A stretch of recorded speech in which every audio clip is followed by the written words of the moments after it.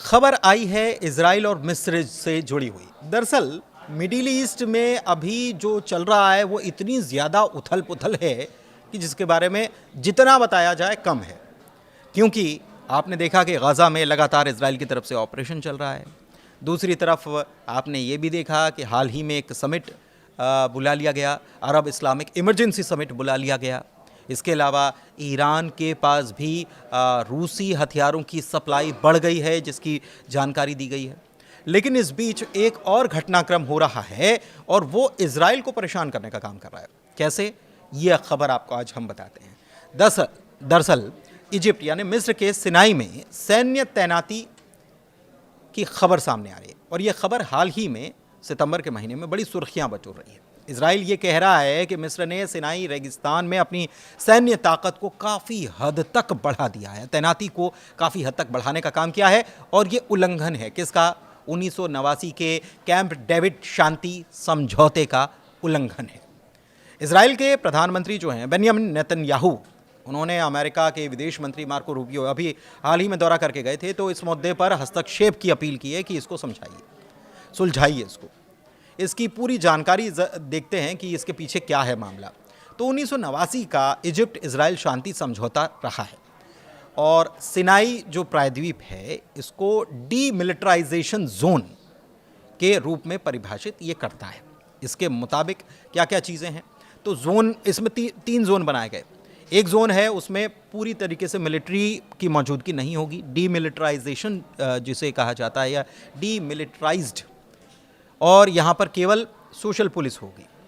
इसके अलावा फिर दूसरा जोन रखा गया है जिसमें सैन्य तैनाती रहेगी ज़रूर, लेकिन बहुत कम मात्रा में रहेगी। हथियार भी बहुत ज़्यादा नहीं होंगे, हल्के हथियार होंगे। और उसके बाद जोन सी आता है, यानी कि तीसरा जोन आता है, जिसमें जो कि इजराइल की सीमा के पास भारी हथियार या बड़ी संख्या में सैनिकों की अनुमति नहीं है और इजराइल की सहमति, इसके लिए अगर करना भी होगा तो सहमति लेनी होगी, लेकिन ऐसा हुआ नहीं। दरअसल ये जो समझौता हुआ था ये अमेरिका की गारंटी पर हुआ था और मल्टीनेशनल फोर्स एंड ऑब्जर्वर्स, जिसे MFO कहा जाता है, इसकी निगरानी भी करता है। इजराइल ये कह रहा है कि मिस्र ने बगैर पहले कोई अनुमति, परमिशन लिए या बातचीत किए यहाँ पर भारी सैन्य गतिविधियों की शुरुआत कर दी है। और ये ऐसा लग रहा है कि हो सकता है कि वो अटैक करने की नीयत से हो। इजराइल के दावे क्या क्या हैं इसको समझिए। इजराइल की खुफिया एजेंसियां या अधिकारी जो हैं वो ये बताते हैं कि सिनाई में जो गतिविधियां देखी गई हैं उसके मुताबिक यहाँ पर भारी सैन्य बल की तैनाती कर दी गई है। करीब 40,000 सैनिकों की तैनाती की गई है और जो समझौता हुआ था उसके हिसाब से ये दोगुनी है। मतलब ये समझौते के तहत 22,000 होना चाहिए और ये करीब 40,000 हो गया। ये कैसा हुआ? और इसके अलावा आर्म्ड डिवीज़न भी इसमें शामिल हैं, ये भी कहा गया। इसके अलावा सिनाई के एयरबेस पर रनवे को लंबा किया गया है, यानी कि वहाँ पर प्लेन आगे तक उतर पाएँ इसके लिए। तो मतलब ये है कि रनवे को क्यों बड़ा किया गया? क्योंकि फाइटर जेट्स का इस्तेमाल वहाँ पर हो सके, ऐसा लगता है।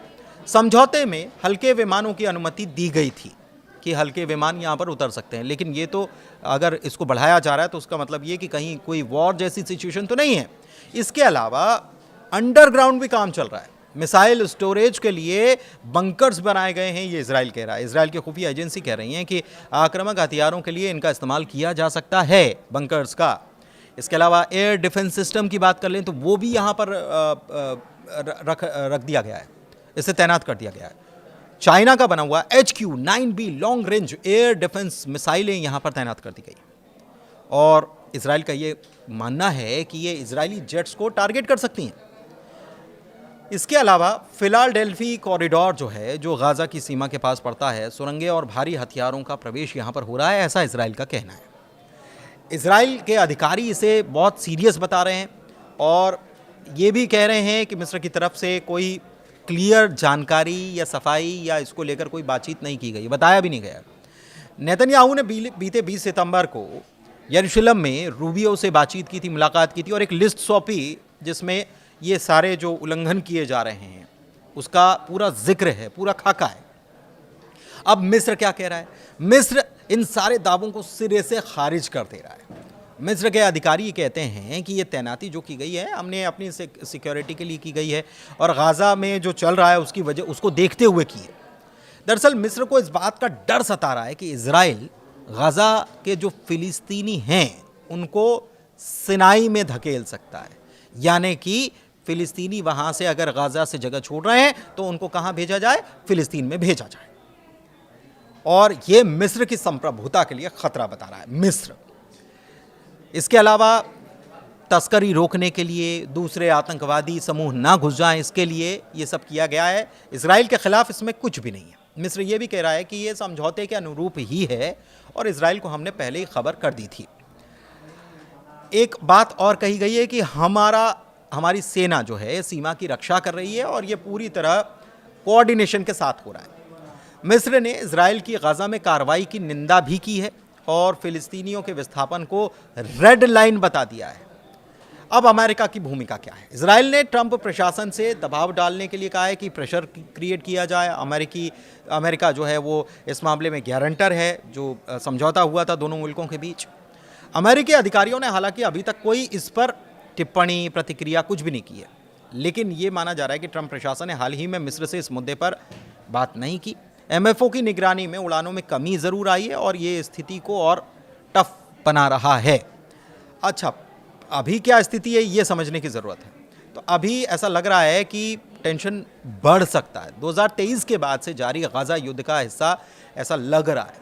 मिस्र ने हालांकि पहले भी अप्रैल 2025 में भी सिनाई में अपनी तैनाती को बढ़ा दिया था, लेकिन अभी के मौजूदा स्थिति में देखा जाए तो ये अपने पीक पर पहुंच चुका है। मतलब इतने ज़्यादा सैनिक यहाँ पर तब भी तैनात नहीं किए गए थे।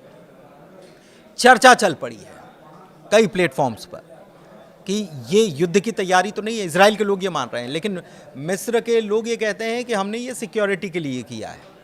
और ऐसे में थोड़ा मिडिल ईस्ट की अगर इस बात की जाए तो ये टेंशन और एक बढ़ती हुई यहाँ पर नज़र आ रही है। अच्छा, मिस्र ने ये चेतावनी भी दी है कि इजराइल अगर मिस्र की मिट्टी पर हमला करता है, हमास के नेताओं को निशाना बनाने के लिए भी किया जाए, तो भी विनाशकारी परिणाम होंगे। ये क्यों कहा गया? क्योंकि कतर के दोहा पर अटैक किया गया हमास के लीडर को निशाना बनाने के लिए आईडीएफ की तरफ से।